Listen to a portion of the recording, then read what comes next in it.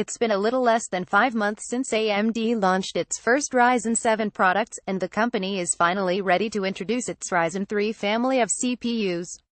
While Ryzen 7 and Ryzen 5 may have captured more headlines, Ryzen 3's lower price points are targeted at the mass market of gamers that want a decent CPU with solid performance but who don't want to spend an arm and a leg on it. Let's take a look at what AMD is launching, and how it compares with Intel's offerings in market. As we expected, AMD is launching two Ryzen 3 CPUs today, the Ryzen 3 1300X and the Ryzen 3 1200. The Ryzen 3 1300X is capable of maintaining an all-core boost of 3.6 GHz, with XFR options to clock as high as 3.9 GHz if thermal and power envelopes allow the CPU to hit that clock. The Ryzen 1200, in contrast, is more limited by default, with an all-core boost clock of 3.1 GHz identical to its base clock at 3.45 GHz limit on its XFR scaling. AMD is obviously doing some market subdivision here, though not nearly to the same degree that Intel does. The Ryzen 3 1200 is a $109 CPU that competes most directly with Intel's Core i3 7100 at $119, 3.9 GHz base, while the Ryzen 3 1300X costs $129 and doesn't actually have a great competitor. The Core i3 7100 may be $119, but Intel's other 7th generation Core i3 chips are considerably more expensive, starting at $149 for the Core i3 735OK. Ryzen 3 uses the same Zeppelin die as Ryzen 5 and Ryzen 7, which means each chip contains two CCXs, with each CCX having 4 cores.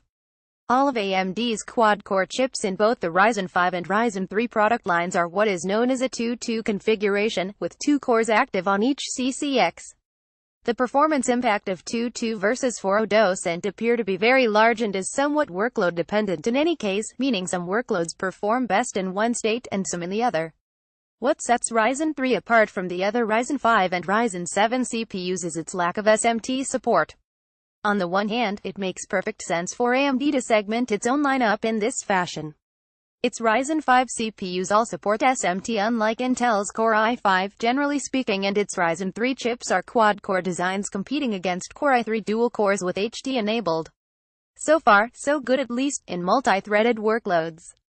The problem for AMD is that its SMT implementation gives it significantly more performance compared with Intel.